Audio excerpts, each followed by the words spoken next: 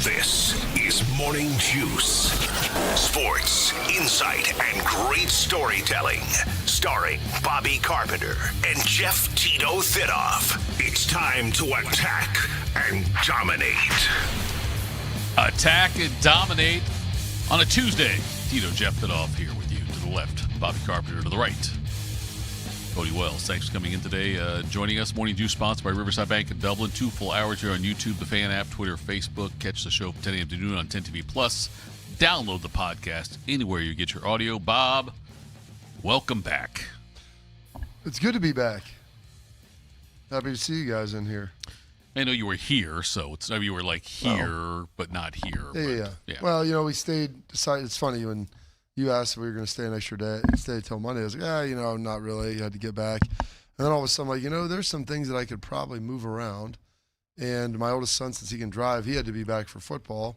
But I was like, I don't need to necessarily be back. My wife didn't need to be back, so we took 3 vehicles, and 3 of the kids took friends down. So I'm like, all right, we needed the cars anyway. And so he drove back on Sunday afternoon, and we decided, hey, you know what? While we're down here, let's just enjoy the day a little bit. And we went out to a little hibachi grill that night, watched a little movie, hung out, popped up, did the show, got everything ready, pulled the boat, got it cleaned up, and then we got out of there and came back with one of the swim championships that night. So it was a good time. Really enjoyed it. I love going down there because it's very, very peaceful. Aligning with me is never in your best interest, Bob. But like we were talking on Friday, I was like, you know what? If it were me, I would just take the extra day. If you have the ability to do it, just like, just do it. So that's why I asked you the question about that, if you're coming back or not. And I know in the moment, and Bobby Carpenter. I didn't plan on it. Well, I didn't plan on it, yes. I wanted to get back, just to see my dad as well, too, and just to make sure he was back and all that stuff. But everything was going pretty well with him, so it wasn't a big deal, and I'm pretty excited the way everything kind of turned out, and got to go see him last night after their swim meet, which was really nice because it's the first time he's kind of unhooked with everything, and they're hopefully getting him out here fairly shortly in the next couple of days. So it was the first time I got a chance to sit there and talk with him, completely unhooked from everything, and it was more like sitting there having talking to my dad instead of talking to a hospital patient. So people are going to ask in the chat. So things are the way you're trending in the right direction. Yeah, everything's been very, very good. That's so great to we're hear. excited. Excited for where everything's going. That's good. Hopefully we'll be going to a step down, get some rehab, and then get back to the house here pretty quickly. Lots of college football talk today, some NFL talk as well. We will do that as we are now getting closer and closer to the start of the season in both NFL and college, and practices and camps and whatnot. Can't wait for all of that. World Cup today, France takes on Spain at 3 o'clock. England, Argentina play tomorrow at 3 o'clock. MLB Home Run Derby last night, Bob. Jordan Walker won it. Did you watch any of it? Because I did not. I did not stumble on any of it. What's interesting is I was looking around, and I knew there was something on last night. It wasn't World Cup. I'm like, the World Cup's today. I couldn't remember what it was. It never flashed up on my Netflix stuff when I was looking. Like, usually it's like huge headline deal, and I did not see it. Now, I didn't go specifically to Netflix, but it did not come up there. We ended up watching. I've got a list of movies here. Bodie's given me some of them, Project Hail Mary, Arrival. And then I've got some other more older movies that you still haven't seen. But I've seen some of them, not all of them. And I wanted my youngest son, Caleb, wants to see some of the stuff. He loves like the 90s movies. So we watched Wedding Singer last night, which is nice.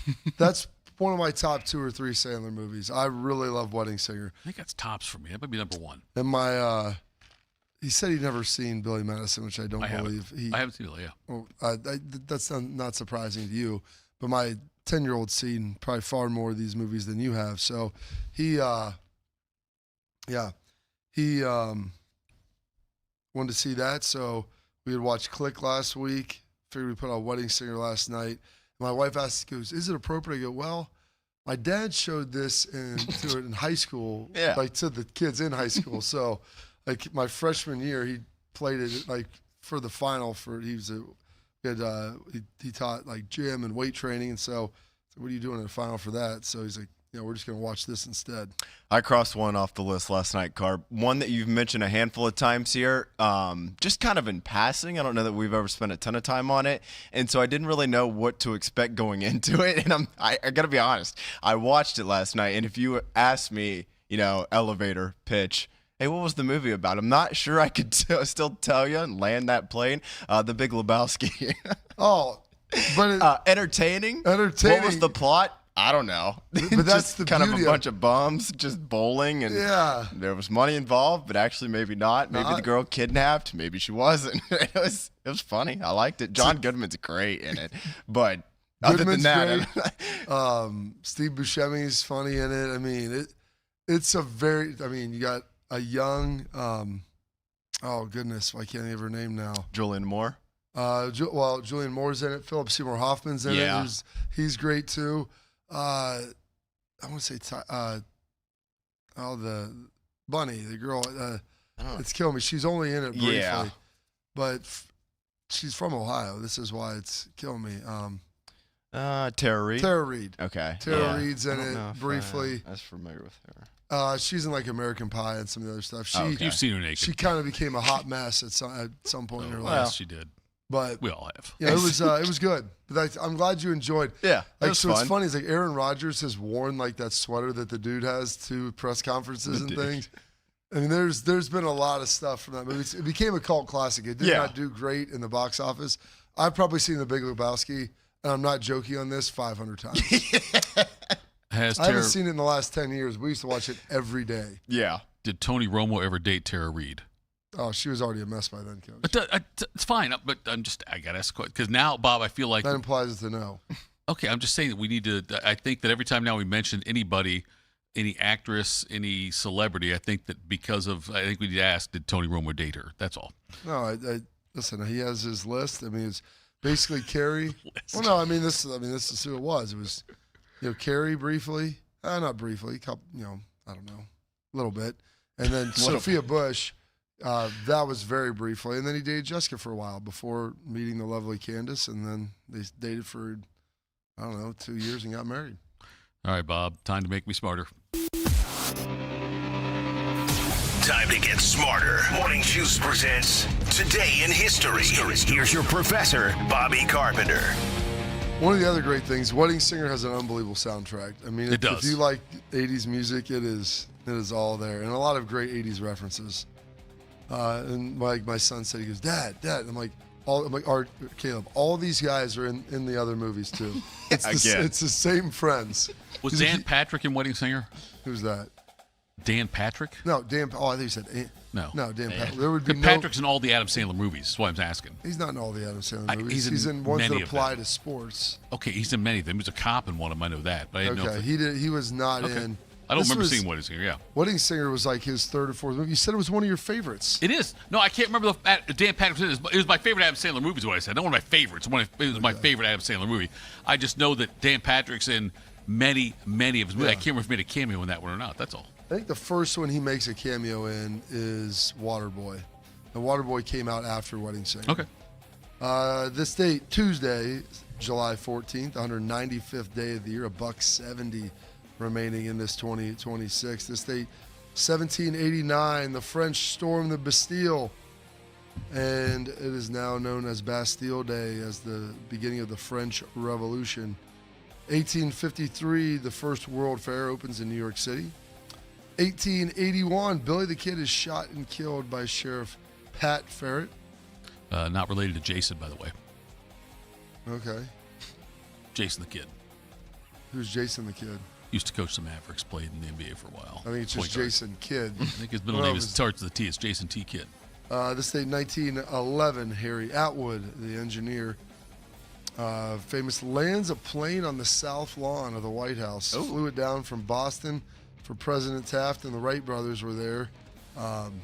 Just landed that bad boy right in front of the house.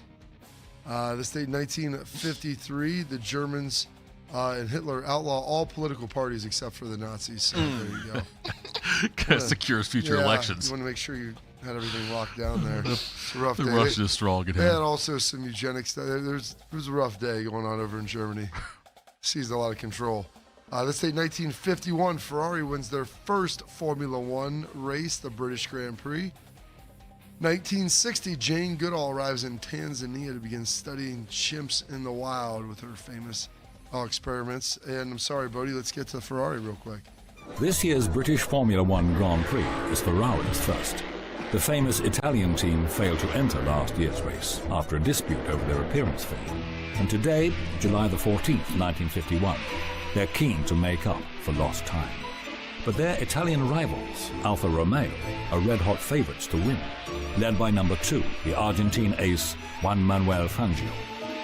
But it's the Ferrari number 12, driven by Frolian Gonzalez, that takes the checkered flag. Parnell finishes 5th, but it's Gonzalez who grabs the headlights as he seals Ferrari's first ever World Championship Grand Prix win. It's a historic day in Britain for Italy. Why do I feel like that was like an excerpt out of Talladega Nights? As you were watching, I feel like they were going to jump back in. I question the music, though. Like the background music of that, it sounded very whimsical. Well, that's what I'm saying. It was old school. This day, 1964, the Rolling Stones have their first British number 1, covering Bobby Womack's "It's All Over Now." Tables turning now, her time to cry, because I used to love her, but it's all over now. 1967, The Who began their tour in the U.S. with British Invasion at full force. 1979, Donna Summer hits number 1 with Bad Girls. Sad girl, talking about the sad girl, yeah. The sad girl. Some bad girls, some sad girls. 1983, the world, I think, changed forever. It's probably the most recognizable video game comes to life in Japan. 43 years ago today, Mario Brothers is released.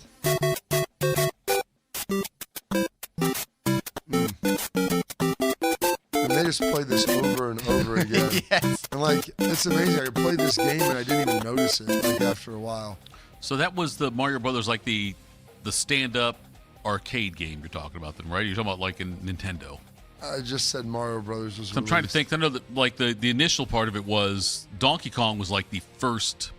I think the introduction to Mario was Donkey Kong, and I'm trying to think when. I'm trying to think of the time frame of that. Because I know that obviously Mario Brothers is what's associated with Nintendo more than anything else with the Nintendo home gaming system when they came out with the 8-bit system on that. But I keep thinking I don't remember playing the Mario Brothers like stand up in a Aladdin's Castle 1983 was 25 developed and pushed by Nintendo for arcades. Okay. So, yeah, it would have been arcades first. I keep thinking that Donkey Kong was the first inception of where you saw Mario when he was trying to save the princess. As far as the Mario franchise, Yeah. the first spin-off of the Donkey Kong Okay, series. that's what it Kind was. of like Avengers.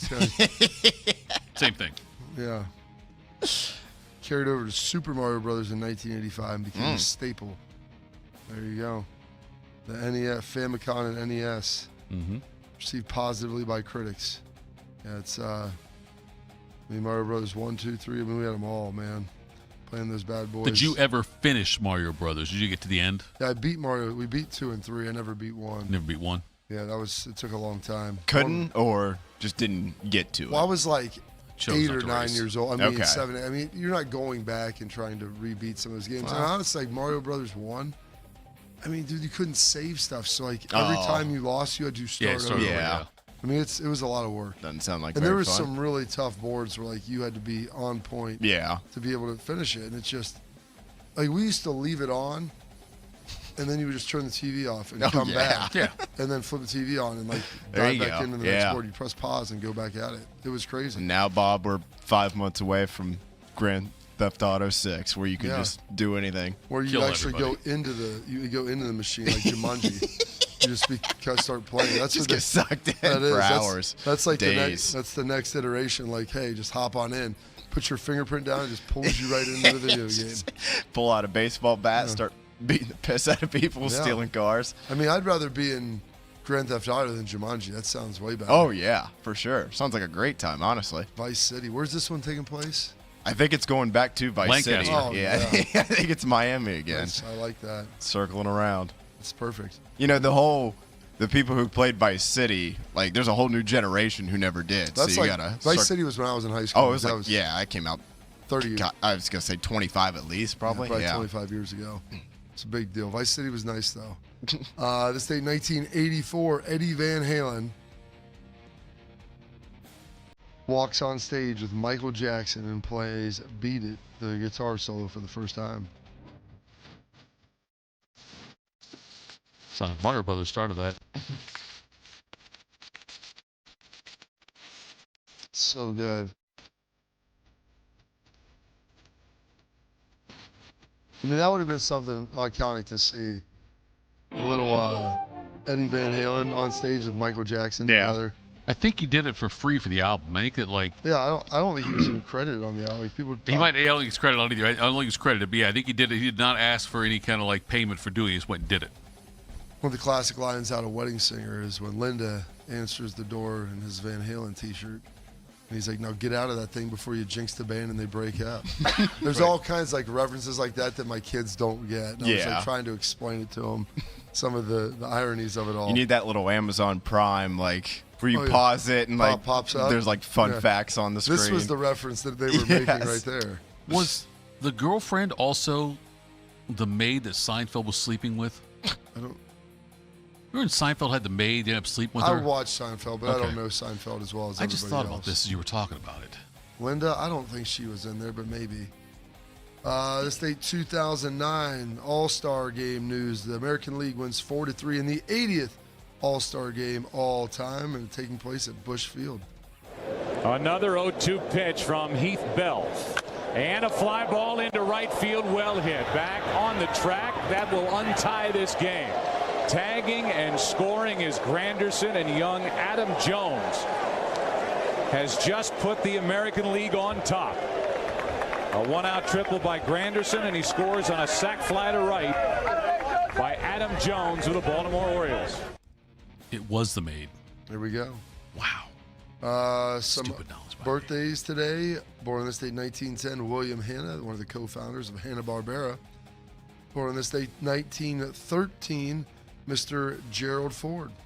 I am acutely aware that you have not elected me as your president by your ballots. So I ask you to confirm me as your president with your prayers. And I hope that such prayers will also be the first of many. I have not sought this enormous responsibility, but I will not shirk it. Just came to him. Only president who was never elected He as president or vice president. Yeah. He became the vice president after whoever stepped down. was it Agnew? Agnew. Spiro Agnew stepped down, and then Nixon stepped down. So he was the Speaker Did of the Agnew House. step down as part of Watergate as well? Yeah. Yes. And Watergate, by the way, if you historically uncovered by Forrest Gump. Yeah. I want to get the maintenance team up there. What number president was old Ford? Oh, Bob. I mean, this is right in your wheelhouse. No, it's not. Nothing's in my wheelhouse. It's Presidents. right when you were in high school. Right? Was he on Probably, I'm Seinfeld? guessing. Okay. I am going to say 39. Okay, you guys are educated guess. It was 38. Okay. That was pretty good. Thanks. Like, we'll take it. I was glad you came something in the high 30s there. 9. Also, there's a famous thing where he was playing, obviously played football for Michigan, and there was a game Michigan played Iowa, and the play-by-play announcer on the radio was Ronald Reagan. There you go. That's amazing. Newt Rockney, right? Yes. Or the Gipper, maybe? Reagan, one of the two. Reagan was the Gipper. Yeah. Okay. Yeah, go out there and win for the Really? Gipper. Yeah. In the movie, he was. Yeah, in the movie. Yeah. That's amazing. I Yeah, didn't he know was the that. Gipper. Yeah, go out there and win one for the Gipper. That's great. And by the way, bomb Russia. That's good. I'm sure you had a good time looking up this. When I saw this, there's certain ones like Bodie's going to enjoy this one. The lovely Miss Jane Lynch turning 66 today. Smart time. Well, well, well. Yes. Isn't Mr. Bullshit and Doctor I'm full of shit? In what way are we full of shit? Which one of us has the PhD? So how was your first weekend with the boys? It was great. We did 14 hours. Will you sign our sheets? Maybe give us a few more just for kicks? Brought it up to 50? Don't you sass me. What, do you think I'm a pushover? You know what I used to eat for breakfast? Cocaine. You know what I used to eat for lunch? Cocaine. What'd you have for dinner? Was it cocaine? I will sign your sheets, but you need to know I am not here to service your hours. I'm here to service these young boys. That's a great line. I was trying to think of, I wonder if he's going to pull one out of Smart Tech, but I don't know if that's... Yeah, those were the top two options. Felt like that one was equally as good. She was good in Best in Show, too. She is great. Is that a show or movie? Best in Show was the movie about the dog show thing. Remember that, Bob? Oh, yeah. It's. She was good in that one, too. She was... So a friend of mine his wife showed dogs, and he goes, you ever seen that movie Best in Show? Yeah. I'm like, I hadn't at the time. He goes, you need to watch it, because then you'll know. Yeah. Like, he goes, it's about as accurate as you can get. Best in Show is pretty good. Oh, Best in Show is another good one. 93% on Rotten Tomatoes. Yeah, it's good. Yeah, it really is, yeah. And then, what was the movie we were just talking Role Models? Role Models is so good. Yeah, I love Role Models. Caleb will like Role Models. Oh, it might be. I haven't seen it probably know. since it came out, but yeah, that might need a pre-watch on that one. They got the But camping. hey. There's the camping scene. There's the camping scene, Bob. The camping scene when he stumbles walks into the tent over and the kid's drawing I can't really honestly describe it at all on the air. But you're a young off for a few child days. is Go ahead. drawing something that's rather inappropriate, I would say. Yeah. I like boobies. That's all right. What's up, Reindeer Games? Yeah. I'm not Ben Affleck. You white, you Ben Affleck. That's a great line. Oh, Matthew Fox turning 60, the star of one of the stars of Party of Five, and Lost. You know, Carol and I moved here 2 years ago. It was spring of '69. They had hired me as a receivers coach, but when I got here, they told me I was in charge of recruiting too. So that first year, I went out and I got us 20 kids. Went to 20 homes, sat in 20 living rooms, and I promised 20 mothers that I'd look after their sons. Oh my God, I forgot you was just in this. It had been the class of '73.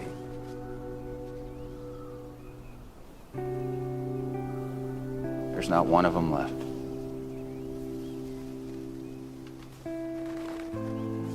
So let me ask you, Jack. How am I supposed to ever look a mother in the eye and promise her anything ever again? I forgot he was one of the assistant coaches in We Are Marshall.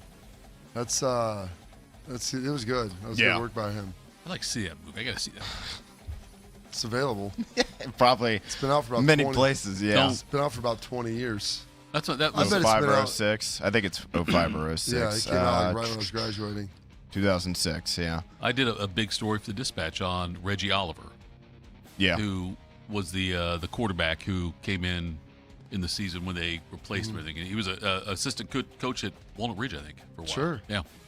Never felt compelled to see it, though, after that? I talked to the guy. I mean, I don't need to see the movie. You didn't see it? You I lived talked it? to Herb him. Brooks? I don't say I lived it. That would have been a little bit over the top. McConaughey's great in it. I mean, McConaughey's great in anything. He's really honestly, good, though. But that was he's- one of his first more serious roles that was like As outside he was trying of to the get at it, rom-coms. yeah. And he did a great job. Yeah, like 06. looking into like he has his little voice thing, like he kind of curled his one lip. It was good.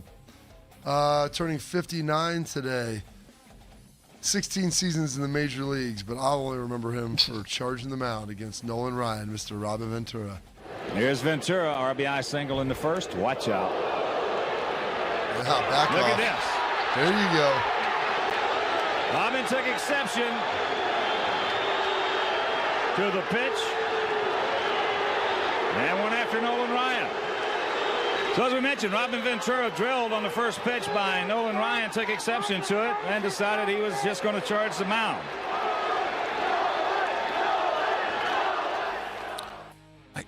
I want to say Ventura went to Cal State Fullerton, maybe. Sure. And had a hitting streak longer than DiMaggio's in college. Like he went like 60-something games, I believe. Also got his butt beat on the mound. Also did that. I've got that picture of that with him in the headlock signed by Nolan Ryan in my basement. Oklahoma State. Oklahoma State. Did he have how long was his hitting streak? Do you know that? Take a minute here to find this one. 58 games. 58. Okay. Oh, there you go. According to AI Overview. Perfect. You It's know it's usually right then. Yeah. Turning 41 today, the four-time All-Pro Hall of Famer, Mr. Darrell Revis. 3rd and 7, Matt Moore. has time. Threw it right to Revis, interception. Revis down the side, cuts back to this side, one block, and he's gone. Darrelle Revis all the way home, 100 yards, touchdown, New York Jets. We brought in Matt Moore, undrafted free agent. I believe he was out. Was it Oklahoma State, Oregon State, and he was like one of the top. Jerry paid him like way more than any other undrafted free agent to get him in there, and then we still cut him at some point. Carolina picked him up. He started for them for a while. Pretty good dude though. Oregon State, yep. Yeah. Super Bowl champ. With who? Oh, Kansas City, 2019. Perfect. Started 2 games that year. Even better. I guess Mahomes got hurt. I don't remember that. Maybe they benched him, put in Matt Moore. Load management. Turning 39 today, the front man for Imagine Dragons, Mr. Dan Reynolds. This is my kingdom come.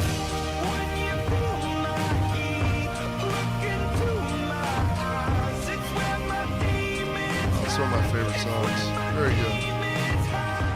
And then turning 31 today, speaking of the Chiefs, Mr. Harrison Buckner. Giving his team a chance to go Yes. to the Super Here Bowl. we go, Jim.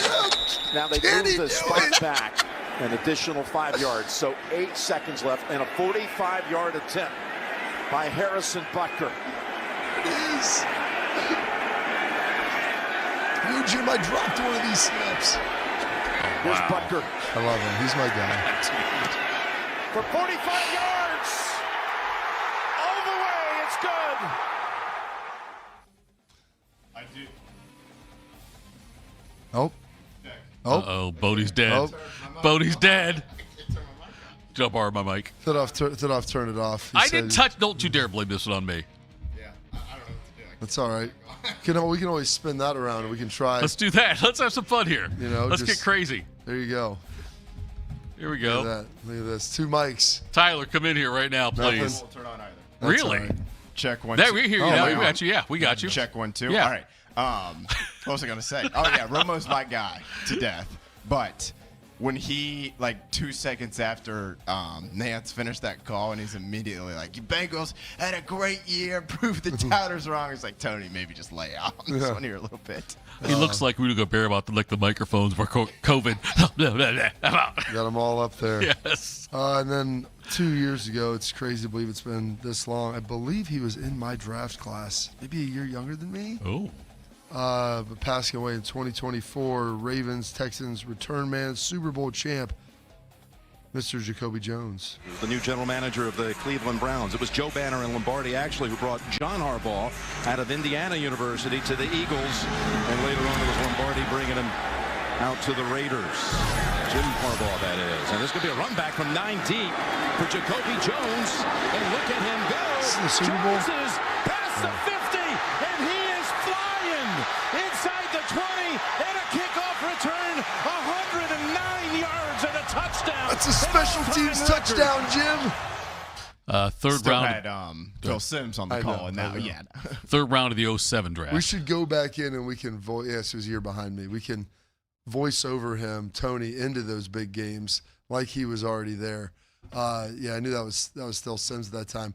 We played the Texans in the preseason, maybe his rookie year after when I was in Dallas, and he ran one back on us. I didn't know he was in Dancing with the Stars. I'd forgotten about that. Yeah, well, now he's up there looking down on us. 40 years old when he passed away. Yeah. Hypertensive cardiovascular disease from long-term hypertension, died in his sleep in July 2024. There you go. Well, July 14th, I think. It is. You're absolutely right. That's what it would say. That sounds like a right, Bob. Some holidays observances today. It is Bastille Day. It is Chick-fil-A Cow Appreciation Day, which is always the second Tuesday in July. Eat more chicken. Eat more chicken. Big day for you, Jeff. International Nude Day. National Grand Marnier Day, which sounds pretty awesome. And Shark Awareness Day. And those, your historical events, your birthdays, your passings, your holidays observances for this date, Tuesday, July 14th, 195th day of the year, and 170 days remaining this 2026. Bob, sometimes I forget that we're doing this date in history when I say, July 2024. I didn't need to say that because you already stated it. I know. That's sometimes, it's yes. actually the untimely anniversary of his yes, untimely I got passing. you. I got you. I got you. Sometimes I forget if we're talking about just death bring or him up birth. for- No, I know. I know what you mean. It wasn't just a show segment. Like we were going to get into Jacoby Jones and all that, but it does make sense now. And if you see Mark Howell out there, make sure you say, "Hey, I'm aware," because it is Shark Awareness Day. Coming up next, let's pile on Michigan. That's next Morning Juice. Do you need a bank that truly values local business in this town and the opportunity to work right alongside them as partners? Whether you're a small business or a large operation, Riverside Bank of Dublin has the right tools for the job. Riverside Bank of Dublin has the experience of working right here in Central Ohio. They understand the business climate in our area, and they're going to help you reach your goals. So whether you need an SBA loan to get your business off the ground, a line of credit to keep your business running smoothly, or equipment financing to get your business up to scale, Riverside Bank will tailor a solution that fits your needs. Visit them at riverside.bank or stop in to get to know them in person at 6300 France Road. Riverside Bank of Dublin, member FDIC, equal housing lender. What's the best way to make sure you don't miss any of your favorite fan shows? Oh no. Download the Fan app, silly. Ah, damn it, I knew that. App Store, Google Play, or just scream right at your phone. Psst, you can also listen to Buckeye games. Do it now. I'm Jeff Hogan. I've been a journalist at 10 TV for more than 20 years. I moved back to Columbus with my beautiful wife and our two amazing daughters and our golden retriever, Harley. This community brought me back because this is where I feel connected. Where my daughters were born, this is my home. And that is to say, I don't just report about our community, I belong to it. What happens here affects us all. And that's why we care so deeply about getting it right.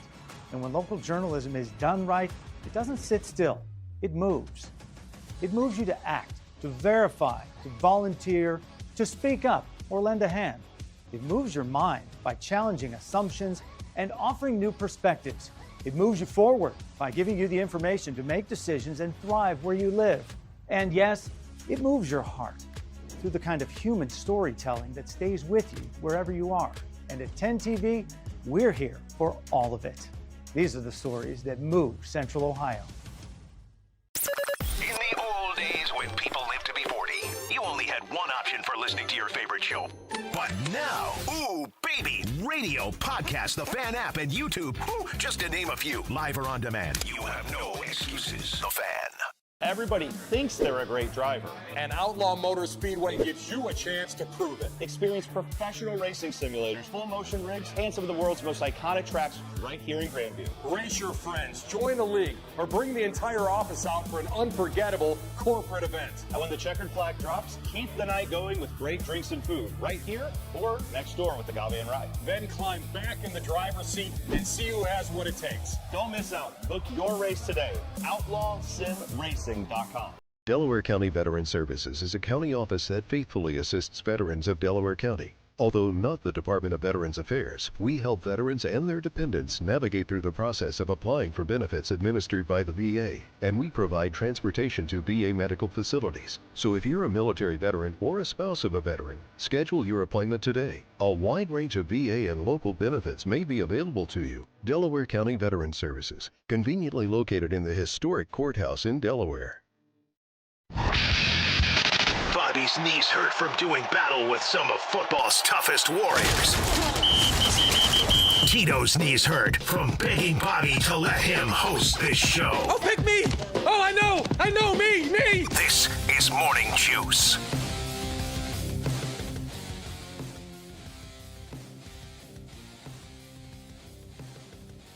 Can you guys hear me? Okay. I mean, I'm turning your mics on. I honestly don't know what to really do here. Just going to be very candid. I'm trying to turn the mics on and nothing's happening on or off.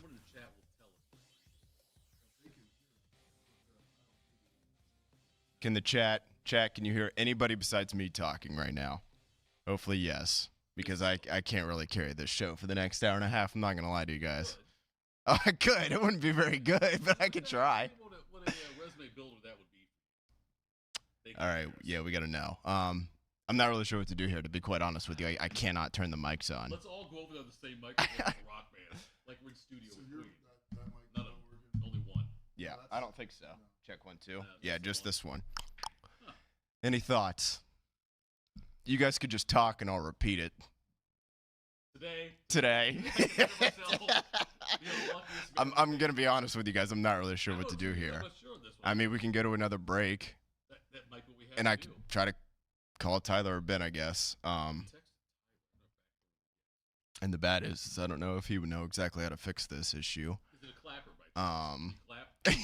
Clap on. Okay, Tyler's calling me. Okay. We're going to go to break. Come back. Michigan, quick hitters. Who knows? Everybody thinks they're a great driver. And Outlaw Motor Speedway gives you a chance to prove it. Experience professional racing simulators, full motion rigs, and some of the world's most iconic tracks right here in Grandview. Race your friends, join a league, or bring the entire office out for an unforgettable corporate event. And when the checkered flag drops, keep the night going with great drinks and food right here or next door with the Gabe and Ride. Then climb back in the driver's seat and see who has what it takes. Don't miss out. Book your race today. OutlawSimRacing.com. I'm Jeff Hogan. I've been a journalist at 10 TV for more than 20 years. I don't just report about our community, I belong to it. And that's why we care so deeply about getting it right. And when local journalism is done right, it moves. It moves you to act, to speak up, or lend a hand. And yes, it moves your heart through the kind of human storytelling that stays with you wherever you are. And at 10 TV, we're here for all of it. These are the stories that move Central Ohio.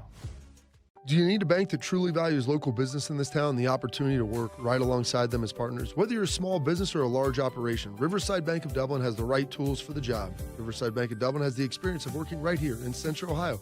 They understand the business climate in our area, and they're going to help you reach your goals. So whether you need an SBA loan to get your business off the ground, a line of credit to keep your business running smoothly, or equipment financing to get your business up to scale, Riverside Bank will tailor a solution that fits your needs. Visit them at riverside.bank or stop in to get to know them in person at 6300 France Road. Riverside Bank of Dublin, member FDIC, equal housing lender. Morning Juice is now live on YouTube. Join Bobby Carpenter and Jeff Thitoff weekday mornings from 6 to 8. Just search 971 The Fan to catch the live experience or watch on demand. The Fan. Delaware County Veteran Services is a county office that faithfully assists veterans of Delaware County. Although not the Department of Veterans Affairs, we help veterans and their dependents navigate through the process of applying for benefits administered by the VA, and we provide transportation to VA medical facilities. So if you're a military veteran or a spouse of a veteran, schedule your appointment today. A wide range of VA and local benefits may be available to you. Delaware County Veteran Services, conveniently located in the historic courthouse in Delaware. Not every weather impact day is dangerous, but plenty are inconvenient. Heavy rain during the drive home, high winds, storms that change your plans. That's where our weather impact team comes in, with the details that matter the most. You can find numbers anywhere, but we give you answers. The why, the when, and what it means for you. Live, local, whenever you need it. No waiting, no guesswork. Stay in the know and be prepared with 10 TV. We know weather. In the old days when people lived to be 40, you only had one option for listening to your favorite show. But now, ooh, baby, radio, podcast, the Fan app, and YouTube, ooh, just to name a few, live or on demand. You have no excuses. The Fan. If you're looking for the inside scoop on the Buckeyes, you've come to the right place. This is Morning Juice. Is this thing on? Oh my gosh, it's on, Bodie. There we go. It says on. Well done out of you and Tyler there. It's pretty impressive. Which mic do you use now, Bodie? Because you got a couple options. I think Mike 1 is back here. Okay, cool. All right, here we go. The hell are we talking about? Michigan. Hey, thank you, everybody. Peter says it's a bummer. Could have gotten angry Bobby. He wanted to hear angry Bobby on that I don't one. get angry anymore. First of all, that's a lie. I can't control this, so I have no idea how to help or assist in any way with it. So getting mad's not going to solve the problem. Many years ago, Bob, it's the guy you host Sirius with sometimes.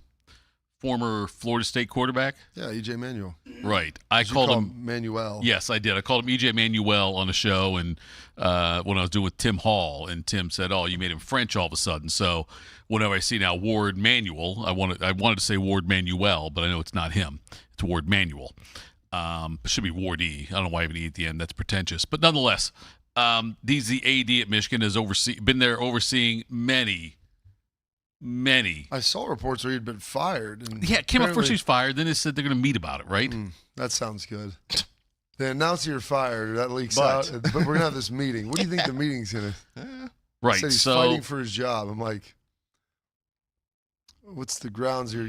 If they want to fire you, they're just going to fire you. But whatever. If you look, Bob, at all the different things that have gone down while he's been there under his watch. Oh, lots of stuff. You go back, there was the Grant Perry, the Michigan receiver, in 2016, arrested and suspended, resisting a police officer in assault and battery, got 12 months probation. That's assault, brother. The guilty plea eliminated 2 sexual assault allegations from the charges. Accused of grabbing one's backside and groin while arguing with her and running from officers when they arrived. Arguing with her, I mean, that's... Is that the worst part of it, Bob? I mean, that doesn't usually sound how you win an argument. And look, I'll say this now, and whatever in the chat, we can get ready to mute whatever you want to do there, Bodie. But Robert Anderson, Dr. Robert Anderson, the Michigan physician, abused hundreds of patients over decades from the 60s to the 90s, retired in 2003. Someone brought this up. Why is all that stuff only in the Big Ten? I'm like, between Ohio State, Penn State, Michigan State, Michigan. Yeah, you're at Michigan State with the gymnastics thing. I mean, it's like, someone's like, there's not going on in any other conference. I'm like, yeah, it's... I had no response. I don't. So I'm Nothing for you. Sorry, I don't know. Is it? It's not getting reported. I don't know. I have a hard time believing it's simply something in the Midwest water. I don't believe that's the case. Anyway, it's just the people that live here. Rhonda Fain, gymnastics consultant. She was involved in the Larry Nassar stuff that went on there. Yeah. Juwan Howard stuff. No, the Juwan Howard stuff was great. Listen, all he did was smack another coach in the handshake A line. former Buckeye. Former Buckeye, too. He went full Will Smith he did. after a game. And tried to, say, it wasn't really It was a love tap. Misunderstanding. Yeah. It's on film, buddy, in front of everybody. With Greg Gard, yes. When he did that after the buzzer, the game there, Gard tried to talk to Howard, and Howard put a finger in his face and grabbed his shirt. And then Howard ended up striking an assistant coach in the face. Then Howard also did stuff with, was it John Sanderson? Is that the former Buckeye, Bob, that was like the strength conditioning coach up there? Got into it with him. Mel Pearson. He was fired after investigation of the hockey program.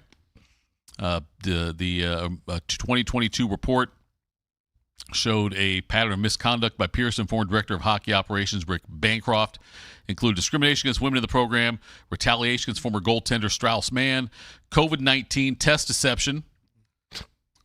Not sure how. It's a great line. I love that test deception. Yep. And then retribution against former director of player development Steve Shields. It said it detailed harassment against sports information director Christy McNeil, director of performance nutrition Carolyn Mendel, and administrative assistant Laura Durkee and others. In one incident, Pearson bullied McNeil for scheduling Zoom interviews for 2 players in 2021. Some would define this as like a lack of institutional control, or at least that's what it kind of sounds like. Fair. And Seems like it's a lot of areas, unrelated, just no real theme except for problems. When I first saw this news, I think it was maybe late Sunday and kind of throughout the day yesterday, just saw the headlines of like, hey, he could be in trouble. It's like, oh, is there anything specific? Like, no, just a general lack of control whatsoever in his entire tenure there for Ward Manuel. Matt Weiss in 2023 with the when he went through and gained access to computer accounts belonging to other people.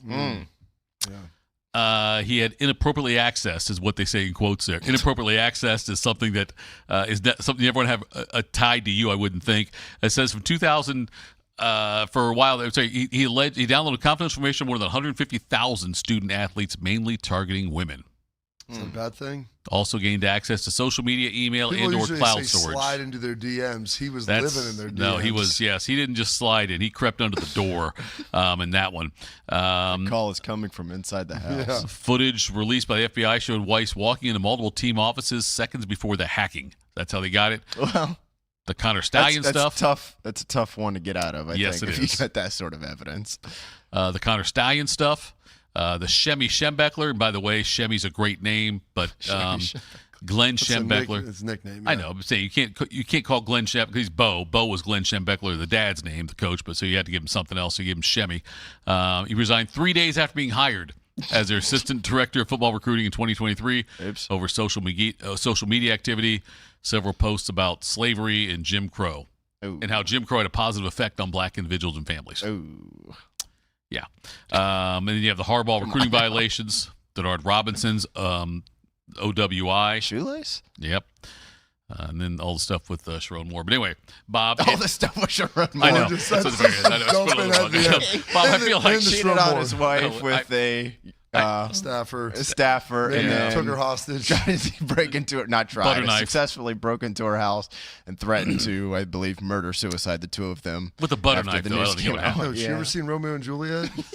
So, anyway, on. Bob, how Just trying to I put a can't romantic end to True it. love. I can't believe the AD still has the job. Well, here's the other part of it that you're also not mentioned.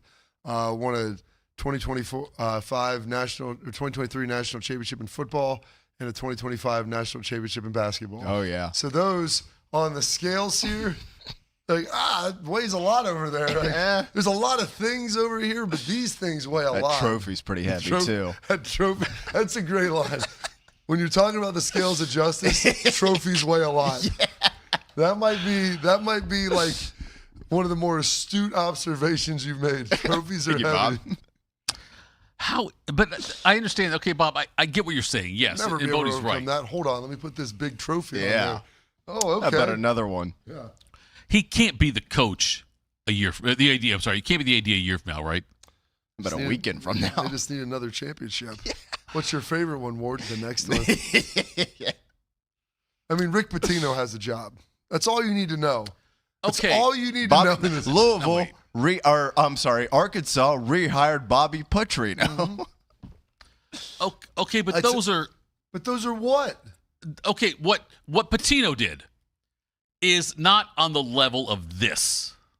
I don't know, man. Did you watch? Okay, Did you ever wait. watch the 60 Minutes? Like they did, when they're doing like non-sports pieces about this. Right, you're right. 60 Minutes shows for the athletic department knocks on the door. I'm not talking about the scenes from the Italian restaurant. I'm talking about like I don't know, the line from Wedding Singers. I think they were prostitutes, but I don't remember paying.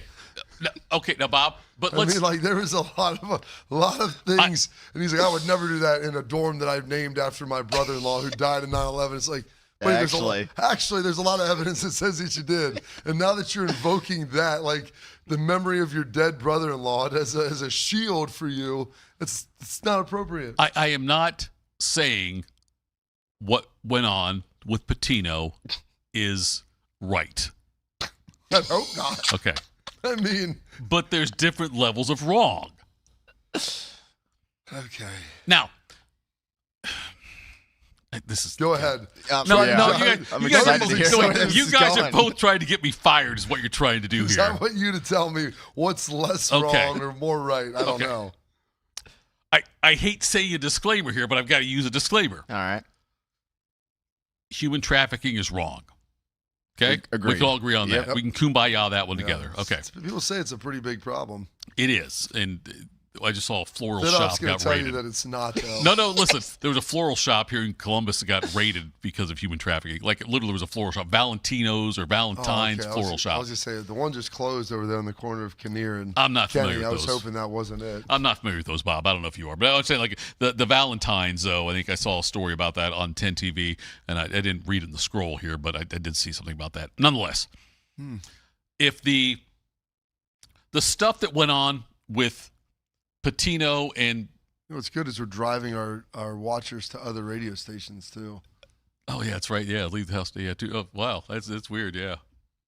Oh yeah, I just noticed that. I was like, I wonder what they're They're saying. not an affiliate of ours. Anyway, Bob, but there's consenting adults. Okay.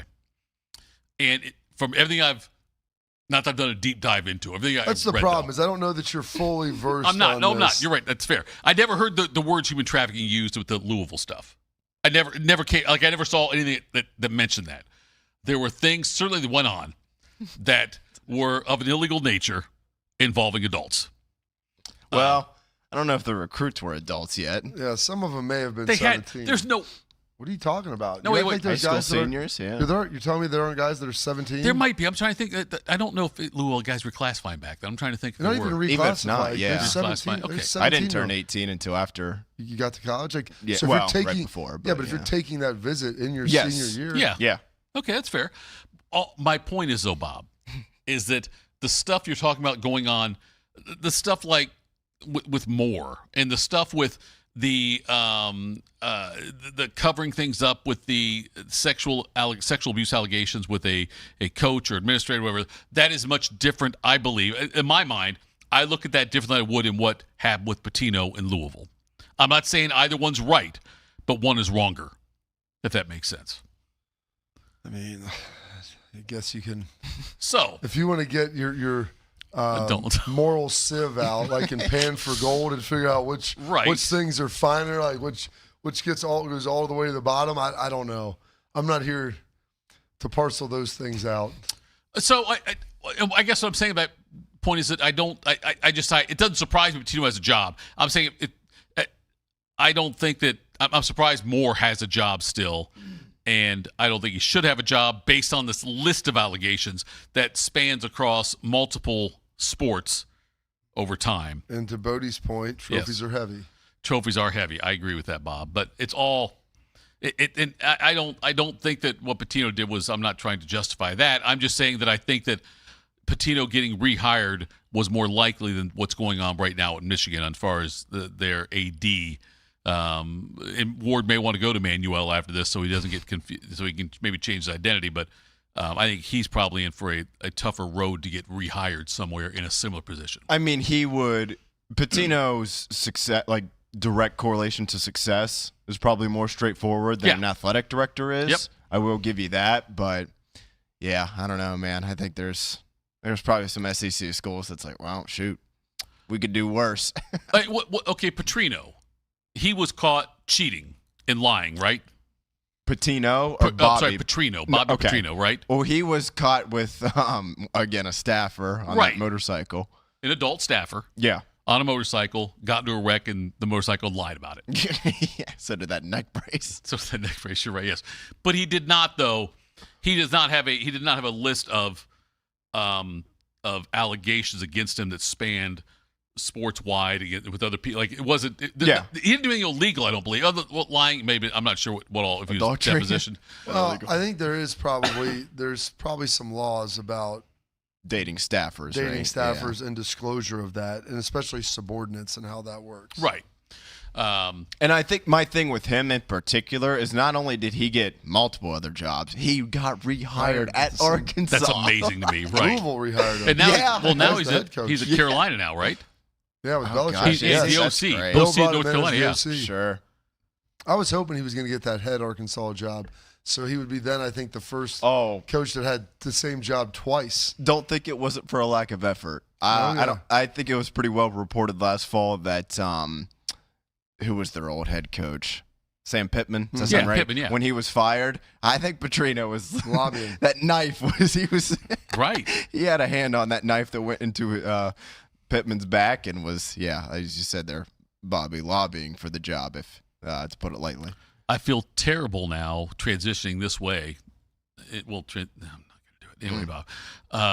Tom Herman, hired by Florida State in a support staff role, coming in now. Tom's a smart guy. That'd be good for him. Good for them. Yeah, Tom Herman, though, after the ex-Texas, Houston, FAU coach, he is with Bob. What surprised me the most was hearing his age, based on how much I've talked about him in my radio life.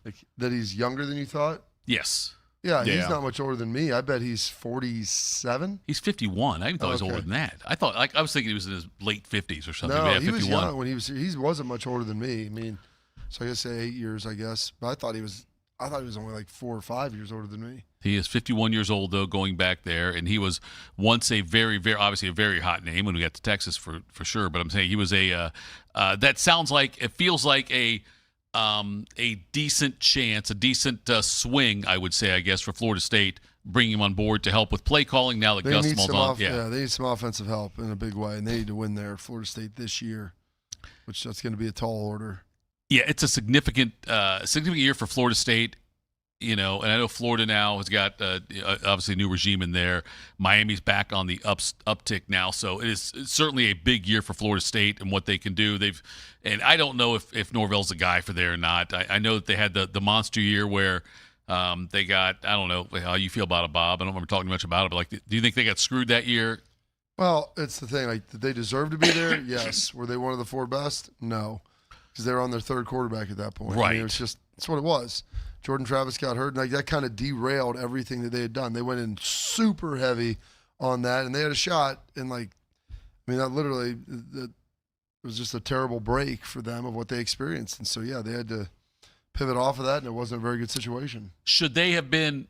Do you agree with the decision then on them not being in the playoff that year? They weren't one of the 4 best teams. They would have got smoked. They were one of the 4 best before the injury, right? Yeah. At least top 6, 8. They were in that conversation. Yes. And they were undefeated. They were undefeated, and they had deserved at least a crack at it in my mind with how good they were. We can get the subjectivity of whether they were better than this team or that team, but once you take their quarterback out of the mix and people saw what it looked like without him, this is not good. That's the thing, right? It wasn't that the backup went in and you're like, oh, are they as good? It was like, nope, they are not even close. Knew right away, yes. Yeah. And it's like this isn't Cardell coming in for JT. Heck they no. just beat Wisconsin 59-0. Yeah. If they would have done something like that, I think, okay. People said, all right, you go win the ACC championship game, you're 35-7. Yeah, you're good. Even just probably a 10 to 14 point win, right? I mean, they were, like I said, they were undefeated. Yeah. They hadn't lost, bad and they looked horrible. Yes. Even in the Florida game a week before, and I know rivalry games, whatnot, a lot can go into it, but I think Travis, if I'm not mistaken, got hurt in the second to last game of the regular season, and against both Florida and, whoever they played in the ACC title game that year, I don't remember who it was, but their offense, they just looked like a mess, and then Alabama ended up getting that last spot there. It was what year would that have been? Would that have been 23? Yeah, fall of 23. Let's see, Louisville. Right? Is that right? That sounds right. They beat Louisville 16-6 on December 2nd, 2023. All about the defense there is who did it. Yes, that's what it was. It was true freshman Brock Glenn making his first career start. Oh, former Buckeye. Right? When he committed for a minute? Maybe committed. Yeah, never enrolled, but committed, I think. That sounds right. Convicted? No, never convicted. Brock Glenn was he committed Buckeye at one point? I didn't Pretty know sure, that. yeah. I think there's a chance he's right on that. Huh. Okay. So anyway, no, I was going to look it up, but I don't think I can look it up. I'm seeing Auburn Brock Glenn. There's somebody named Auburn Brock Glenn. He probably bounced around a little bit after the Florida State but mess. this Auburn Brock Glenn plays for Western Kentucky. Right? Is that him also? Yeah. Oh, come on. It is him, yeah.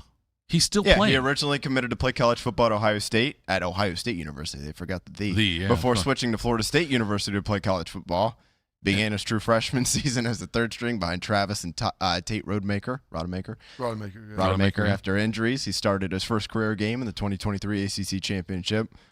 And he's at Florida State all the last 3 years, and now he's at Western Kentucky. Yeah, his first name's Auburn. It's like 4 Christmases. Auburn, Brock Orlando, Glenn. right? You're right. Yeah, that's what it is. Wow, what a legend! That's saw where he it should have up went there. to school. Right. I saw that. I was like, wait, is there more Maybe Brock he can come Glens? back. Yeah, he could. Why not? He's got to get another year. St. Clair and Glenn battling it out for the quarterback job next year. 1-6 as a starter in his career. Well, nowhere to go but up. Hey, guess what we're going to do next, Bodie? Let's do some quick hitters.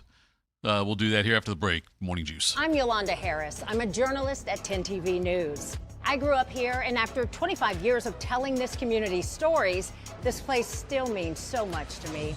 When I'm not in the newsroom, I'm usually out supporting the same people and causes I care deeply about. I don't just report about our community, I belong to it. What happens here affects us all, and that's why we care so deeply about getting it right. And when local journalism is done right, it doesn't sit still. It moves. It moves you to act, to verify, to volunteer, to speak up, or lend a hand. It moves your mind by challenging assumptions and offering new perspectives. It moves you forward by giving you the information to make decisions and thrive where you live. And yes, it moves your heart through the kind of human storytelling that stays with you wherever you are. And at 10 TV, we're here for all of it. These are the stories that move Central Ohio. Delaware County Veterans Services is ready to help you access VA benefits, emergency financial assistance, dental and medical grants, transportation, and more. Give Delaware County Veterans Services a call, 740-833-2010 to schedule an appointment. The 10 TV Plus TV app, streaming 24/7. Local news from the team you trust. Track how the weather will impact your day. breaking news, live from the scene, all the news you need. 10 TV Plus. Download on your TV and watch for free. Do you need a bank that truly values local business in this town and the opportunity to work right alongside them as partners? Whether you're a small business or a large operation, Riverside Bank of Dublin has the right tools for the job. Riverside Bank of Dublin has the experience of working right here in Central Ohio. They understand the business climate in our area, and they're going to help you reach your goals. So whether you need an SBA loan to get your business off the ground, a line of credit to keep your business running smoothly, or equipment financing to get your business up to scale, Riverside Bank will tailor a solution that fits your needs. Visit them at riverside.bank or stop in to get to know them in person at 6300 France Road. Riverside Bank of Dublin, member FDIC, equal housing lender. In the old days when people lived to be 40, you only had one option for listening to your favorite show. But now, ooh, baby, radio, podcast, the Fan app, and YouTube, just to name a few, live or on demand. You have no excuses. The Fan. Everybody thinks they're a great driver. And Outlaw Motor Speedway gives you a chance to prove it. Experience professional racing simulators, full motion rigs, and some of the world's most iconic tracks right here in Grandview. Race your friends, join a league, or bring the entire office out for an unforgettable corporate event. And when the checkered flag drops, keep the night going with great drinks and food right here or next door with the Agave and Rye. Then climb back in the driver's seat and see who has what it takes. Don't miss out. Book your race today. OutlawSimRacing.com. What's the best way to make sure you don't miss any of your favorite Fan shows? Oh no. Download the Fan app, silly. Ah, damn it, I knew that. App Store, Google Play, or just scream right at your phone. Psst, you can also listen to Buckeye games. Do it now.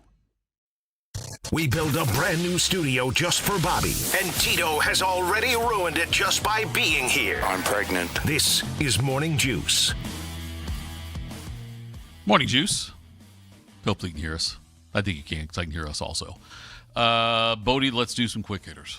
Morning Juice presents Quick Hitters. All right, fellas, happy Tuesday. We'll start in the association here. LeBron James' pending free agency decision. It rolls along as we have just about to hit the midway point of the month of July here. But one man that certainly got his fan base going about the possibility of LeBron joining their team was Cavs head coach Kenny Atkinson. He said analytically, LeBron's already on the team. He is, yes. We just still need they to won the sign title him. last year. On Sunday night, the Cavalier head coach joined the broadcast of Cleveland's Summer League matchup against the Pistons, and here's what he had to say regarding the team's pursuit of James. Quote, "You guys know there's a little free agency thing going on right now. That could be our real jump, and you know what I'm talking about. That's exciting, too." Atkinson also joined SiriusXM's NBA radio show on Sunday and told the guys on the show, quote, "We are in the mix for the greatest player of all time. It's exciting. I think you're nervous. We understand how it is. Obviously, he's earned that right to take his time. Obviously, family plays a big part of it, but I know the state of Ohio, and, man, there's something special here." LeBron, he's an Ohio boy. Tito, it's safe to say that Kenny Atkinson is certainly what's the phrase I'm looking for? Just like adding some fuel to the fire of LeBron potentially returning home for a second time in his career. He is Third certainly time overall, but fanning the coming back second flames is what he's doing here, yes. And I don't think Atkinson would say this unless he was pretty confident, but God, I know the announcement's supposed to come down in the next day or two on what LeBron's going to do. And there's also already been talking, the fact it's getting close is that there's talks about trades already, about the Cavaliers and Warriors both being able to, or looking into potential trades for Bronny James to get him there as well. There's a lot of reasons logistically why it makes sense for LeBron to stay in California and go to Golden State. The fact how close it is to his home and how he doesn't have to, they put something out, but they showed the different flight times from, Cleveland to there and Golden, and, from where Golden State is up to L.A. and all these kinds of things, and from across the country, if you went to Miami, how long it would take to get there.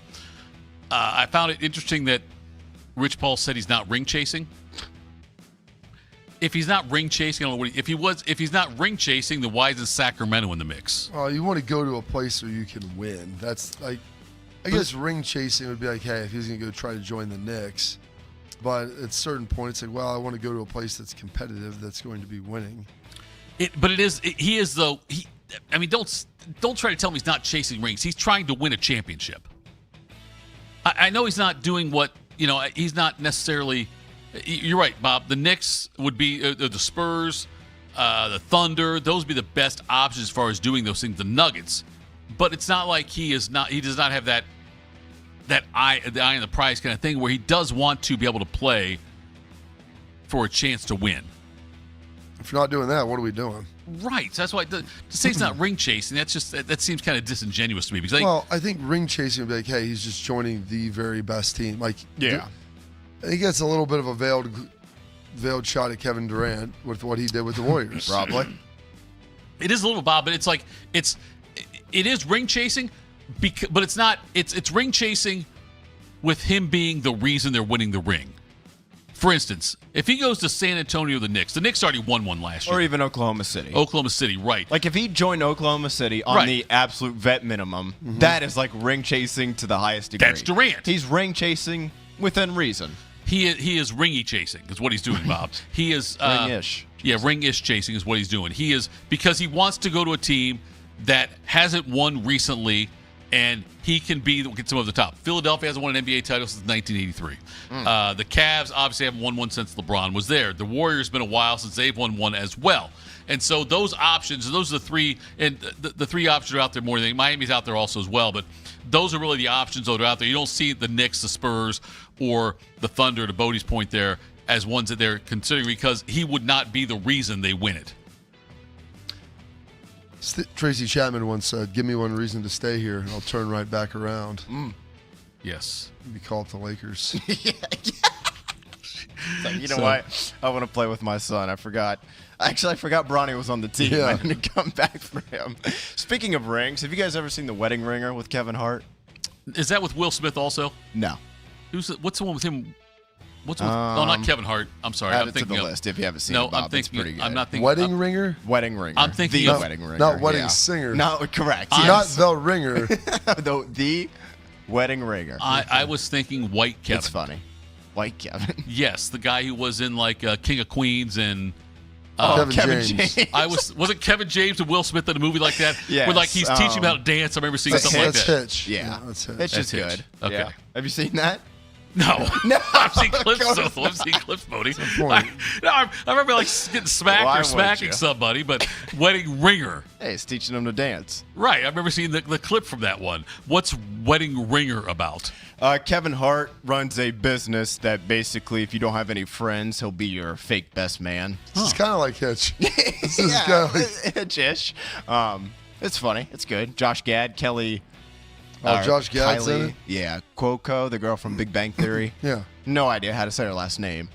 Okay. Cuoco. Coach. Then what was the other movie where, with Paul Rudd, where That was Ant-Man. That's I Love You, Man. I Love You, Man, what I'm thinking of there. Okay, that's what I was thinking of there. Where he like with Jason. He'll be your lucky charm. Whatever. Yeah. so License to sell. that's what Have you seen it? No. Oh, slapping you'd the love bass. it. Slapping the bass, right? Slapping the bass. I've What seen was clips. it? Say it again. It's I Love You, Man. I Love You, Man. Yeah. I'll Yes. see you here. Paul I'll Rudd's see great. you there. I'll see you on another time. That's where Shark got it from. If I'll see you sooner, I'll see you later. You just Oh, butchered. Rashida Jones. Yeah.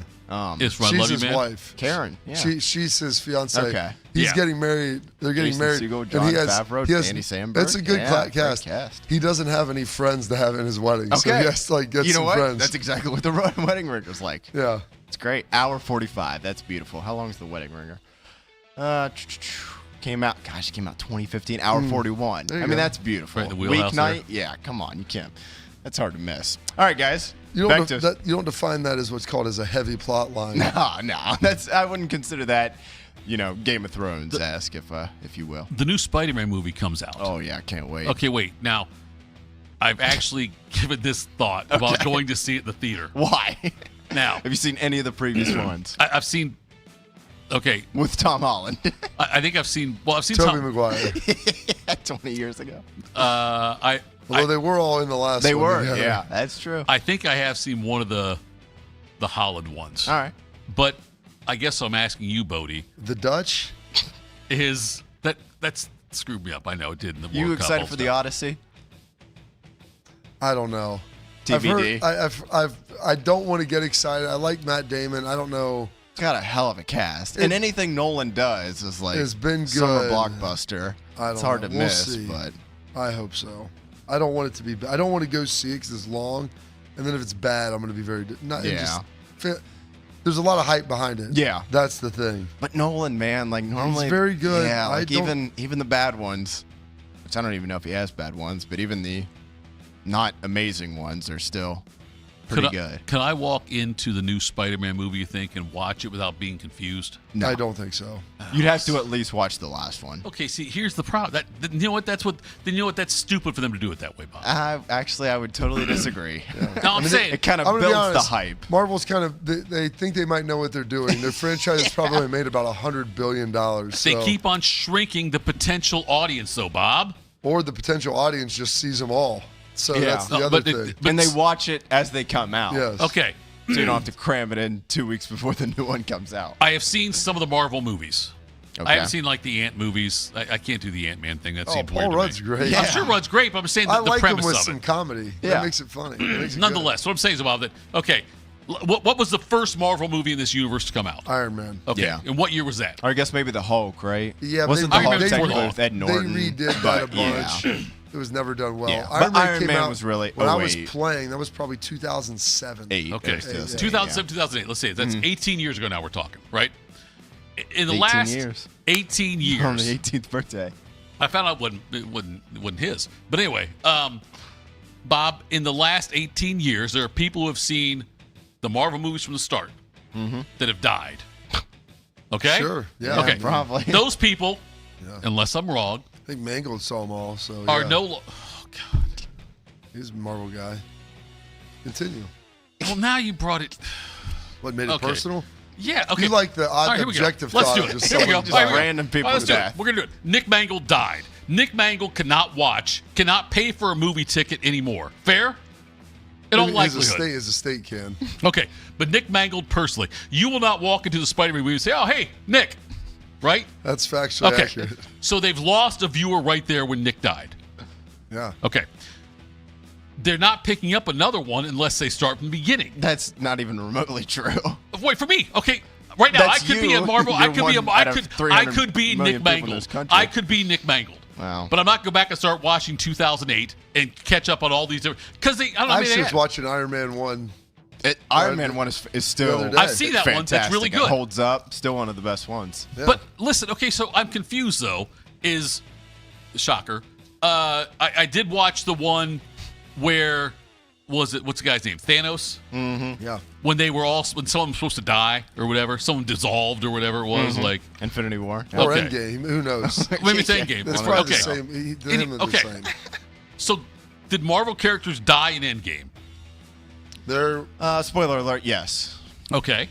Did they come back? No. Who died in Endgame? Okay. Spoiler alert. Massive spoiler alert. That's fine. I'm going to say the two No, names. So if you it's been a long time, hasn't it? Listen, it has, but still, we're going to respect the people. Okay. Iron Man dies. Not Scarlet Witch. Scarlett Johansson. Black Widow Black dies. Widow. Yeah. So they have not been back in a Marvel movie since then? Correct. There's Although no Robert Downey Jr. is coming back, but as a new character. as a new character? Yeah. In this one? No. Later this year. Why would you kill Iron Man? Why would you kill Black Widow? Because you have to can't always live all the time. Yeah. You have to have a compelling storyline. Prince Oberyn had to die. You know. Okay, it sounds to me like they're not making wise business decisions, but that's just me. You're killing off characters. Also, because and you're Robert Downey alienating me. Jr. had said he's like, I've been this He made character $1 now billion for 15 yeah. years. Like I don't. Then he did Oppenheimer. He's like, you know what? Yeah. I just showed you guys how great of an actor I am. I'm going to go back and collect another $1 billion. I got to talk to my wife. My wife's a huge I imagine she's seen them all, but I keep thinking characters are dying. Matty coming back. Hayes during COVID gave me the list because I wanted to get caught up to see everything. Yeah. Or maybe right before that, and we watched all of them in the order you needed to. And, Yeah. Yeah, because I would say honestly, I love them, so maybe I'm biased, but I would honest to God say 90% of them are great. With There's a few the Guardians of the Galaxy was on the other day. We were just sitting there watching it. That's got the raccoon dude who talks. Yeah. Rocket. See, I have a hard time with that one. I have a hard time with raccoons that can talk. The Guardians of the Galaxy is absurdity. That's what makes it fun. Yeah. And it's entertaining. And Chris Pratt is hilarious. Oh, he's so good. Yeah. Still can't make throws. Him and Batista, they're really good. What? You can't throw the ball. It's happening in Moneyball. Oh. I can't throw the Playing ball. first base is easy. Right, yeah. Tell him watch. Yeah. Let's get somebody from the stands. Get one of the fans to try. Sorry. You got another one for us? Why not? Let's see here. Yeah, we can sneak in one more. A couple years ago, the NFL adopted the XFL's alternative kickoff formation and rules in an effort to add some juice to special teams on Sundays.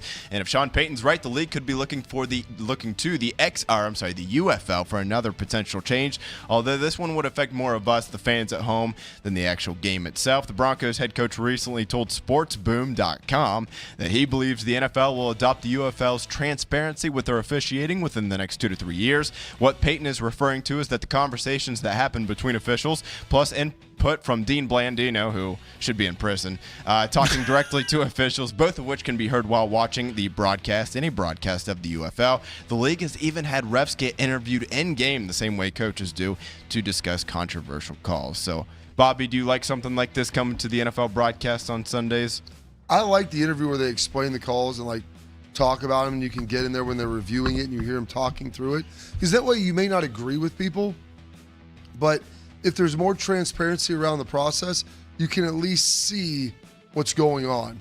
And I think that's, as you watch some of that stuff with the UFL, I'm like, I like this. Yeah. I'm like, I may not agree with them, but I can understand at least why they're doing it, as opposed to just coming out and be like, nope, not a completed catch, or it is a catch, or whatever it is. The more transparency you add into the game, I think the better people feel about it. With officiating, yes, especially how much, and I know that gambling was always, the underbelly of things. No one saw and talked about that much, but the fact that it's legalized all across now and across the country in many states, and I think that transparency is important just for the legitimacy of the game, because we saw the stuff that happened in the NBA with all the who was the official there? Donaghy. Yeah, Tim Donaghy. Yeah. And I think that the more that you can just get in, you might not agree with what the officials are saying, but as long as you can hear their thought process versus, hey, that wasn't a catch. Why? Because I'm taking money from a bettor.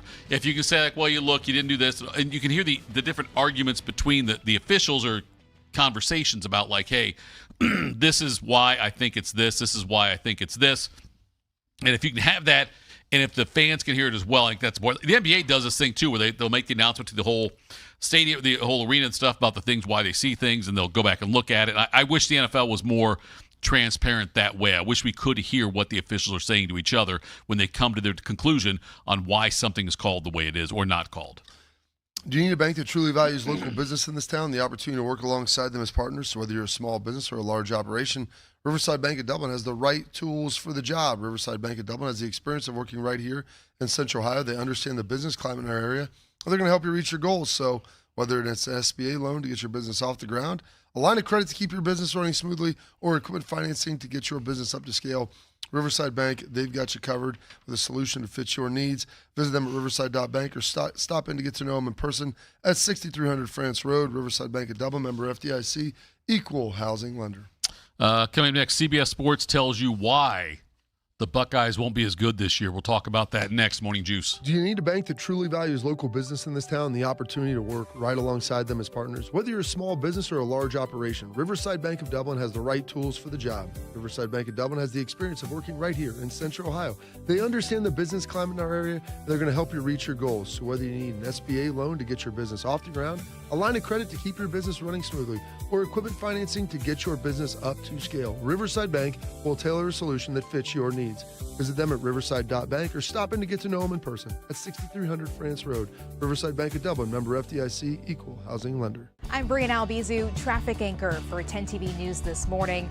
Columbus is quickly becoming my home, and this community has welcomed me with open arms.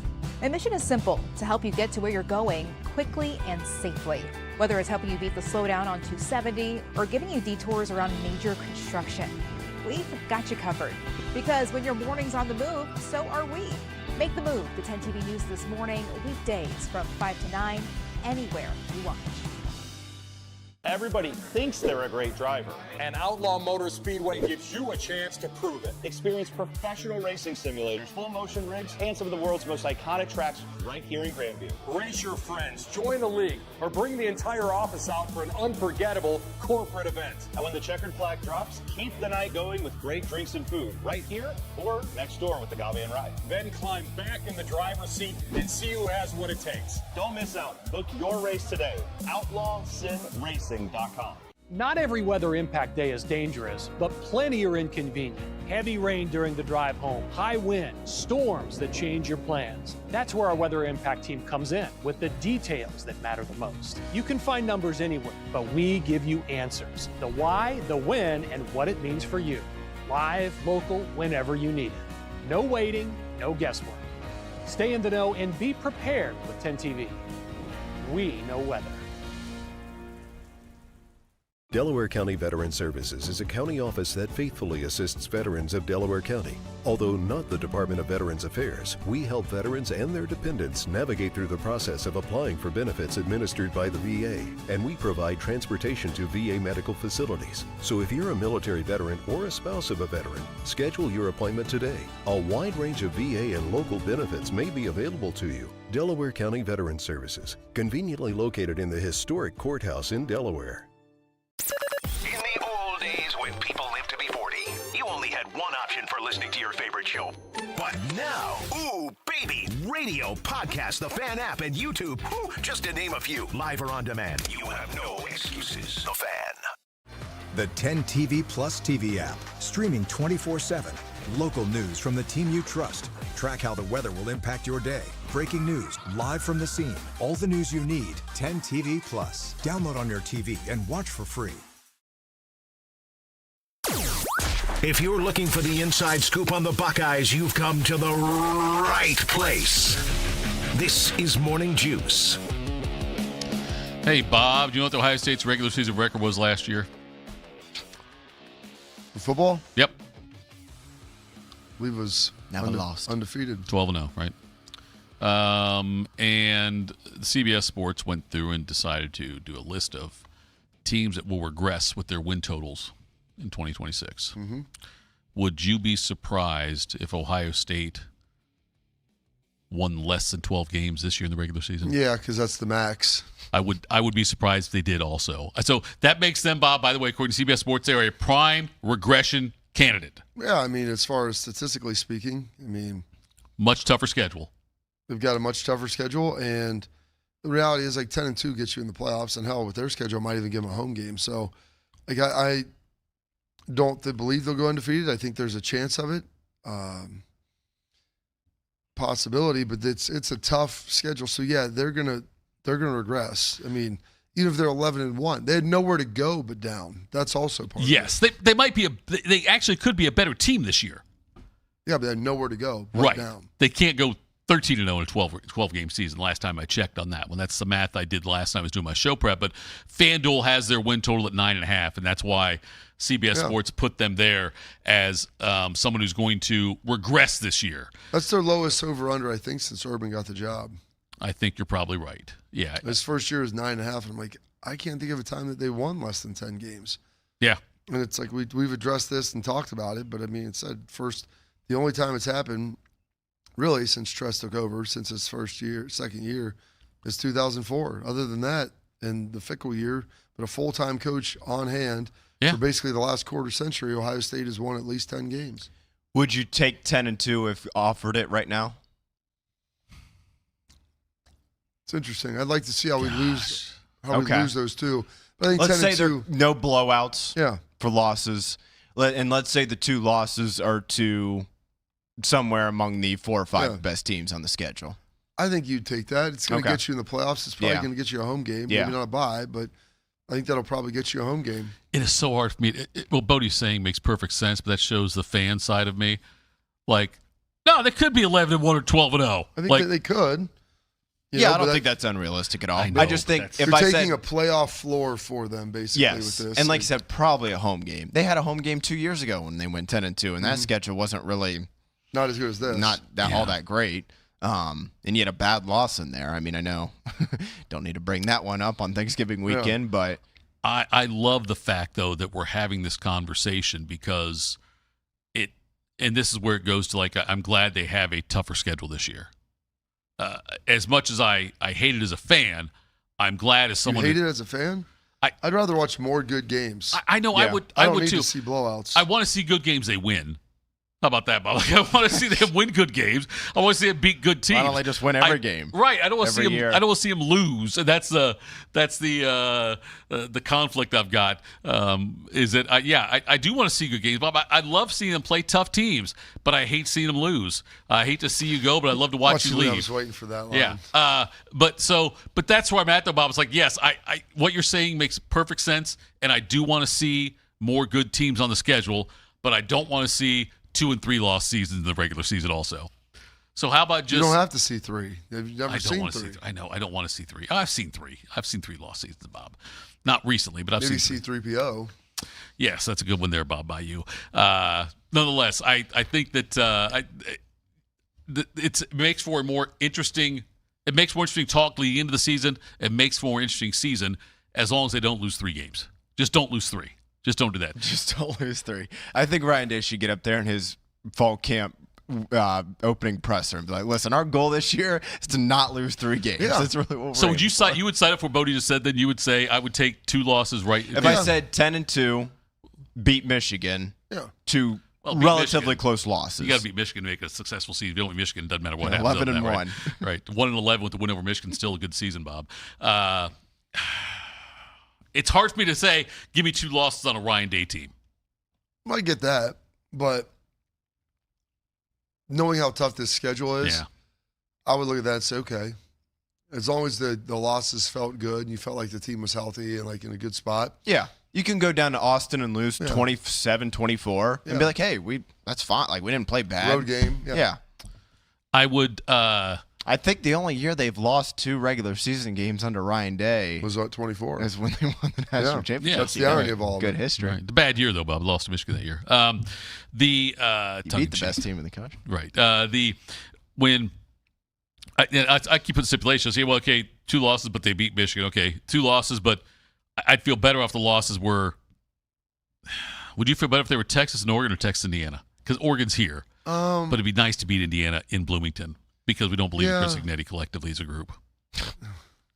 Actually, I think the majority of this table does believe. Yeah. We'll see. I don't know, 2 out of 3, 1 out of 3. I don't really think that matters too much. That doesn't matter. No, I mean you like to win your home games. You also like to beat. Have a nice big road win, especially like winning out at Oregon would be great since you lost out there by 1 last time. But winning here at Oregon, I mean winning here at Oregon. Yeah. No, Indiana getting revenge against them, Big Ten championship. You still haven't lost to Indiana in the regular season since 1988, so like there's that as well. And that's the thing with 10-2, where I said, excuse me, if you beat Michigan, even if you lost to Texas, Indiana, that still wins at USC, home against Oregon. Yeah. Michigan. Home Illinois at Iowa, right? Yep. Yeah, Yep. like there's really no way. How about this? What if 10-2, both losses, Purdue 2018 style, blown out on the road by mediocre Big Ten teams, but you beat every good team. Then that would be like, and that's the thing you have a hard time like rectifying and squaring in your mind. I was going to bring that up. I'm like, well, let's say you lose to Iowa, but you beat Oregon and Indiana. Yeah, I mean, Like I honestly think most fans would rather have that. Yeah, because then you have. I know which I is would. better, good loss versus or bad good loss or bad. I don't know, bad win, but yeah, I don't. Yeah, it's just. I mean, because to me at that point, though, you're saying like, okay, you can go on the road against Iowa and get tripped up. A lot of teams go to Kinnick and either barely win or lose. But if you were to beat all the good teams on your schedule, or maybe most of the good teams, will say, to me, that's pretty good formula heading into the postseason. Tom wants to know, Bob, ask Bobby which of his former Ohio State teams would have had a better chance to win a natty in a 12-team playoff, 03 or 05? Probably 05. Our offense was a lot better, at least playing a lot better by the end of the season. 03, we were really good. We struggled to score the ball, and consistently, like we could scheme things up for a game, but trying to put something together for 4 games in a row would have been tough. Where offensively in 05, we were just letting it rip a little bit more, and we had just more firepower and more better players. CBS Sports went out there and put their the tiers of national championship contenders.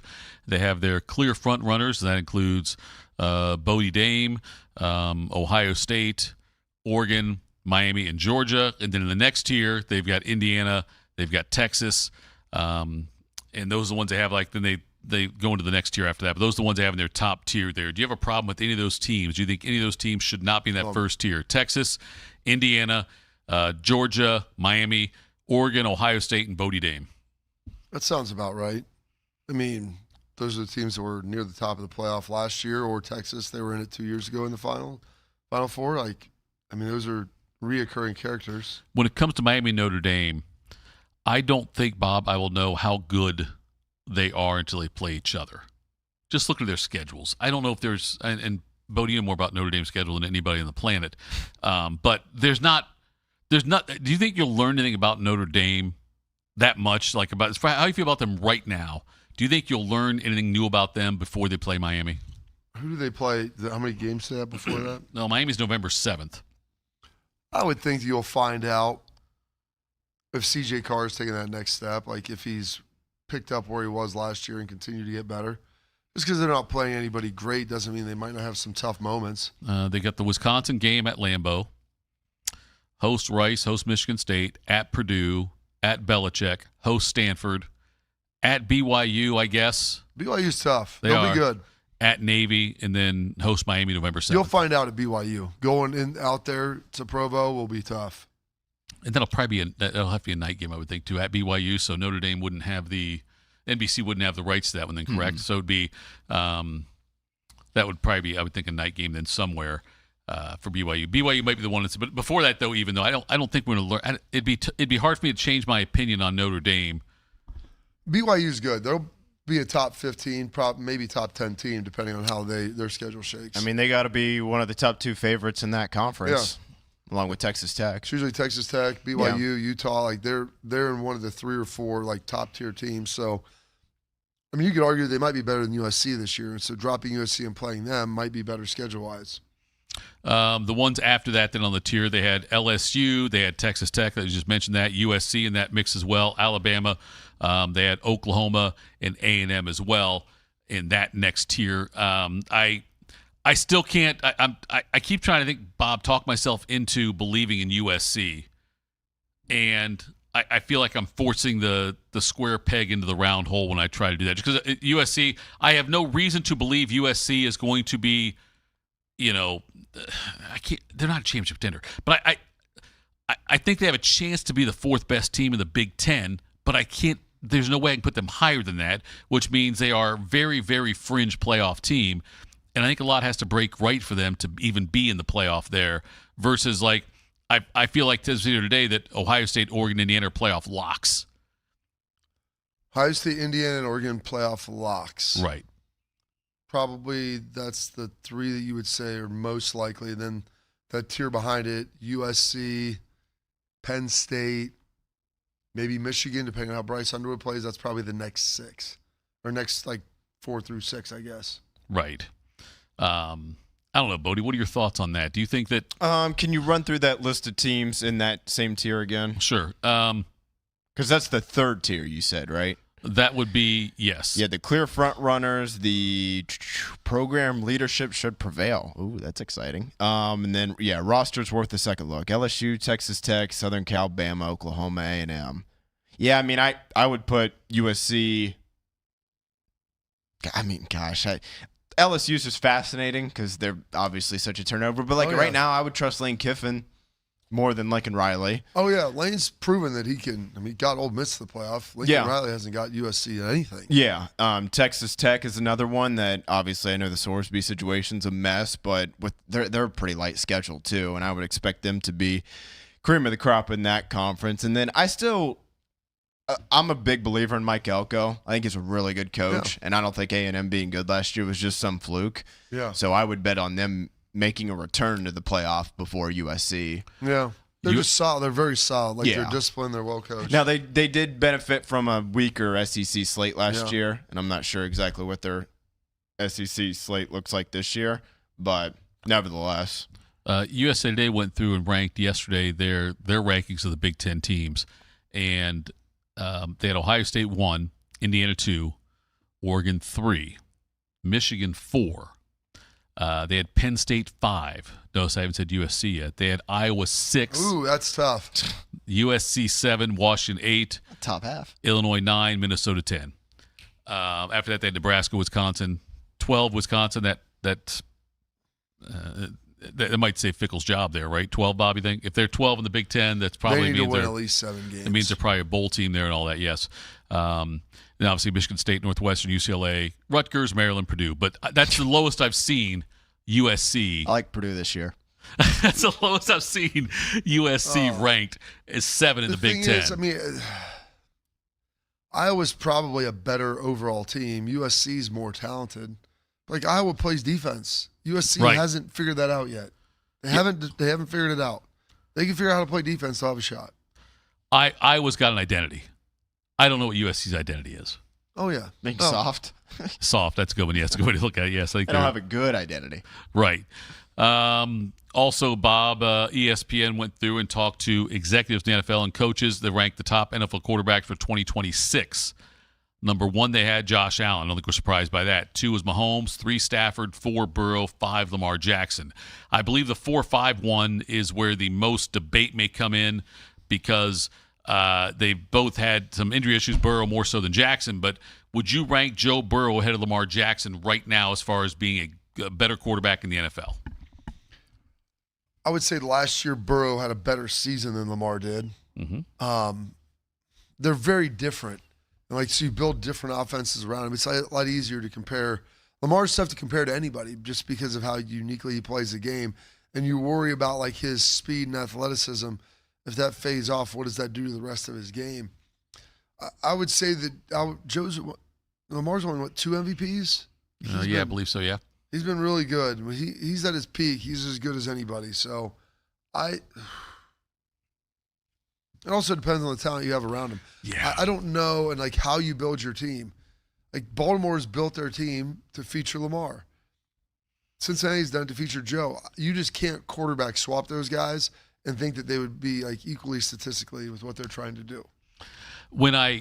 In Lamar's game too, obviously his legs have been a big part of his MVP seasons.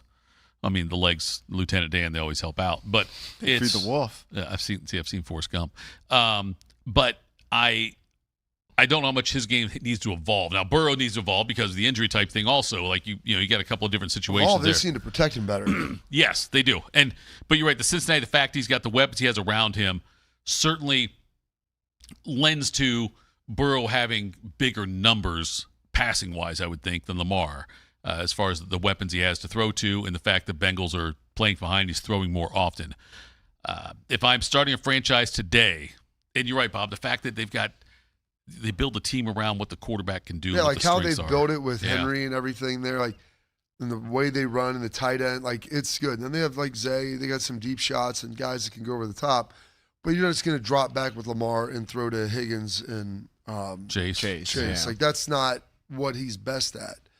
So in just the same way, if you take those weapons away and put it there, he would be good, and both of these guys would be good. Yeah. I just don't know if they're as good with that. But I think both those guys are top 5 quarterbacks in the NFL right now.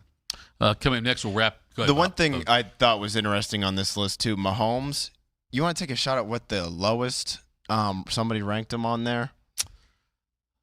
I know bad year last year. Mm-hmm. Torn ACL. Was it out of the top 10? It was 9th. Yeah. That seems pretty punitive. But if you're basing 5 that or 6, I can get on board with that. But I think he's still, what is he, 30, 31? I still think he's way too young to just be not Well, eight, I think are there 8 other quarterbacks you would even? I don't even. I think what they're trying to do is where are you at right now today? For 1 year. Yeah, even that though. I maybe the injury would play a factor, but if you don't, but some of these, I don't know. I mean, I know he's coming off of the injury, but hell, it's not like Burrow's been the most durable guy the last couple years, and Prescott's on that list, and he's been banged up a bit last few years. So I don't know. 9th just felt a few spots too low there. Coming up next, we'll wrap things up, tell you guys Juice. Also, we'll talk about Tony Romo, but not his dating life. We'll do that next Morning Juice. Delaware County Veteran Services is a county office that faithfully assists veterans of Delaware County. Although not the Department of Veterans Affairs, we help veterans and their dependents navigate through the process of applying for benefits administered by the VA, and we provide transportation to VA medical facilities. So if you're a military veteran or a spouse of a veteran, schedule your appointment today. A wide range of VA and local benefits may be available to you. Delaware County Veterans Services, conveniently located in the historic courthouse in Delaware. I'm Yolanda Harris. I'm a journalist at 10 TV News. I don't just report about our community, I belong to it. And that's why we care so deeply about getting it right. And when local journalism is done right, it moves. It moves you to act, to verify, to volunteer. And yes, it moves your heart through the kind of human storytelling that stays with you wherever you are. And at 10 TV, we're here for all of it. These are the stories that move Central Ohio. In the old days when people lived to be 40, you only had one option for listening to your favorite show. But now, ooh, baby, radio, podcast, the Fan app, and YouTube, just to name a few, live or on demand. You have no excuses. The Fan. Everybody thinks they're a great driver. And Outlaw Motor Speedway gives you a chance to prove it. Experience professional racing simulators, full motion rigs, and some of the world's most iconic tracks right here in Grandview. Race your friends, join the league, or bring the entire office out for an unforgettable corporate event. And when the checkered flag drops, keep the night going with great drinks and food right here or next door with the Agave Ride. Then climb back in the driver's seat and see who has what it takes. Don't miss out. Book your race today. OutlawSimRacing.com. Morning Juice is now live on YouTube. Join Bobby Carpenter and Jeff Thitoff weekday mornings from 6 to 8. Just search 971 The Fan to catch the live experience or watch on demand. The Fan. Do you need a bank that truly values local business in this town and the opportunity to work right alongside them as partners? Whether you're a small business or a large operation, Riverside Bank of Dublin has the right tools for the job. Riverside Bank of Dublin has the experience of working right here in Central Ohio. They understand the business climate in our area, and they're going to help you reach your goals. So whether you need an SBA loan to get your business off the ground, a line of credit to keep your business running smoothly, or equipment financing to get your business up to scale, Riverside Bank will tailor a solution that fits your needs. Visit them at riverside.bank or stop in to get to know them in person at 6300 France Road. Riverside Bank of Dublin, member FDIC, equal housing lender. The 10 TV Plus TV app, streaming 24/7. Local news from the team you trust. Track how the weather will impact your day. Breaking news, live from the scene. All the news you need. 10 TV Plus. Download on your TV and watch for free. What's the best way to make sure you don't miss any of your favorite Fan shows? Oh no. Download the Fan app, silly. Ah, damn it, I knew that. App Store, Google Play, or just scream right at your phone. Psst, you can also listen to Buckeye games. Do it now. Bobby knows what it's like to be a winner. Tito knows what it's like to be thrown out of an all-you-can-eat buffet. You're here 4 hours. This is Morning Juice. Maybe let's get through all this stuff. I want to do this first, Bob. I meant to bring this up earlier to you, but I think I may have stumbled upon one of the worst All-Star Game promotions of all time. Oh. In 2005. Just Bananarama or whatever the... Savannah Bananas? No, it's not Savannah Bananas or Bananarama. Either one there, Bob. CT's a hell of a thing. Taco Bell in 2005 had a contest where a random person was selected who submitted their name at one of the All-Star Game events ahead of time in the weeks prior, was picked out of there, and he had to throw 5 balls through a hole within 30 seconds from the mound to home plate. Mm-hmm. Okay, he had to throw 5 balls, and he'd make it through the whole 30 seconds. And the hole, I guess, was not significant. Sure. Okay. But he was allowed to be coached. He had to sign an agreement that he would not practice the day of the event. So he had to sign an agreement. How do they? I don't know, Bob. Okay. But he could get coaching from former Major League Baseball pitcher and All-Star Mark Fidrich, the Bird. But the coaching could only be verbal. It could not be any kind of physical thing. It could just be saying, hey, look, throw it this way. You can't, demonstrate and help him physically with it. Now, if he gets all 5 balls into this small hole, in 30 seconds, he gets $1 million. He did not do it. He only threw 1, but he got the runner-up prize. If I tell you, Bob, first prize, $1 million, and I tell you second prize is... Taco Bell for a year. You're close, Bob. This is what he got for the second prize. $5 each week towards Taco Bell for a year. That's not even each doing week it for me. $5 a day, maybe. Now, $5 2005, a week. You can still get tacos for like 59 cents. Nonetheless, though, Bob, $5 a week. Yeah, it's $250, man. Right. And you got to spend on Taco Bell. It's not even $250 straight cash, homie. It is taco. It's taco dollars. Yeah, but those might be better than actual dollars. The taco dollars sound elite. They had a contest like that where they told the guy $1 million, a very small hole you got to throw it through. You can't practice the day of, and if you don't get it, you get $250 spent at Taco Bell for the entire year. That might be the lamest runner-up prize I've ever heard compared to the main prize. Now, if the first prize was free Taco Bell for life, second prize is free Taco Bell for a year, that's different. But to go from $1 million down to that's cheap, in my opinion. What's interesting, Wesley Williams here in the chat. 8-4. Do you watch OSU? Will never lose 4 games with this team. Well, this schedule's really tough, and there's things I don't think they will lose 4 games, but there is the potential. We said, what does Iowa show that makes you think they stand a chance? And then I meant Indiana. Well, Indiana beat us last year, so that's why I would say that they stand a chance. Chance there. I mean, I watched the game. And 2 years ago when they came to Columbus, they weren't like outclassed. No, the Caleb Williams yes. punt return flipped it. I think we blocked the punt too. The Caleb Downs, right? The Caleb Downs. Yes, if Caleb Williams did it, we got NCAA violations. If he shows up for the game this year, they their punter took a knee or they muffed one. Oh yes, I remember that. He caught it with his knee down. Yeah, or maybe just dropped it or something. Dropped yeah, it. They didn't have the firepower to keep up, but they weren't totally outmatched in what was Signetti's first year there. When I said that's the difference between Ohio State and Indiana, you have the volume of talent of players you have is superior. And that's why you see a lot of teams that can hang, maybe offense, defensively, they can, especially if they're well coached. But just when you get down to the second level players that are playing on special teams, you see that athleticism gap. And Caleb Downs ran that back. But when he said Iowa, I went back and looked. So this is Iowa's their record. This is why I would say Iowa stands a chance. Last year they went 9-4. They lost their 4 games, Iowa State. All by a field goal. Yeah. I mean, they were up on Indiana in the second half. They had Oregon dead to rights. Oregon dead to rights. They had USC the next week dead to rights. Now, granted, both those games were in monsoon, so it played into their style a little bit more. Somehow they made it. I don't know what Kirk Ferentz has been doing, but he made it rain really hard in Southern California. The Oregon game, they played Iowa, USC the next week. I'm like, man, well, this was their shot. It was bad weather. It was at home. All the things happened. And then the next week it's pouring down rain in L.A. And I'm like, this is – son of a gun. They want to get you in a mud fight. They got it.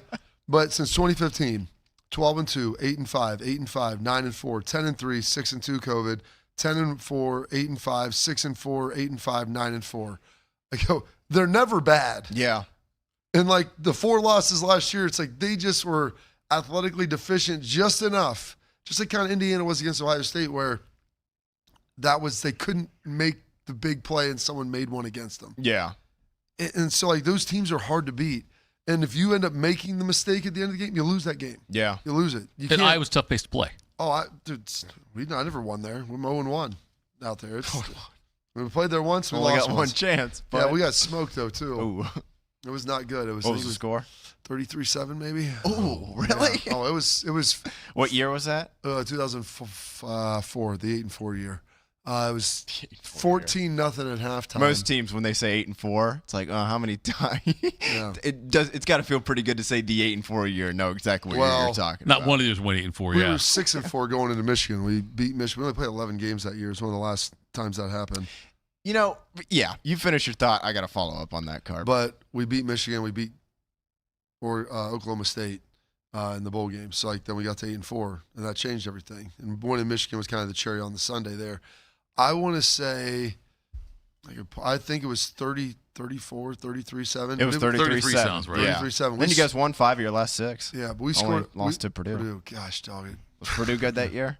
They were decent. 04? They weren't bad. 7-5. Yeah, we should have won that game.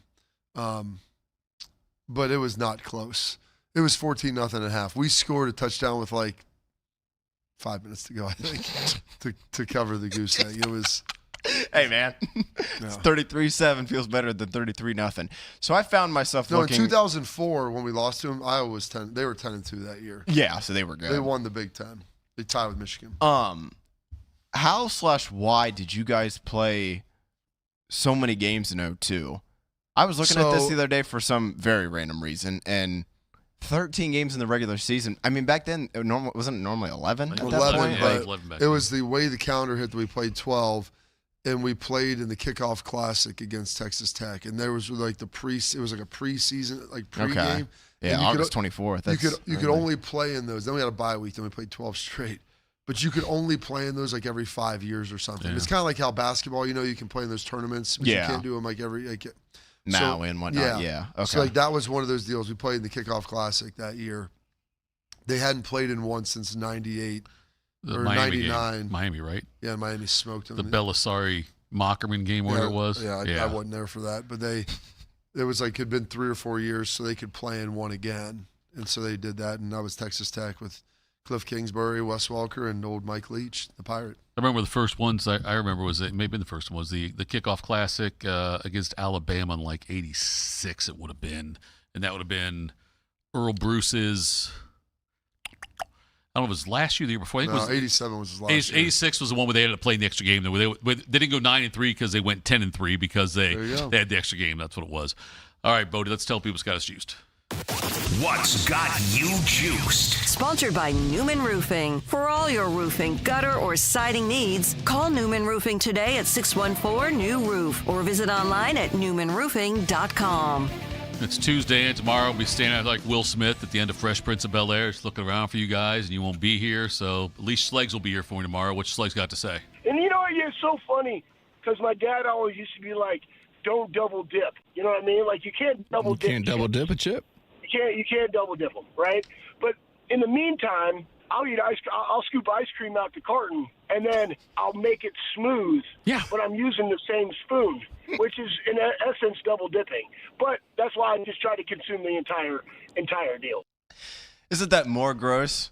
Like, couldn't you just scoop out? Like, okay, so you get the whole carton. You take 5 or 6 bites. Then you take the same spoon that you've been eating. Licking. Might as well smooth with your tongue. Oh, Schlegs, that's great. Tito, good job out of you. The 9th-ranked Ohio State Buckeyes lost to number 5 Alabama 16-10.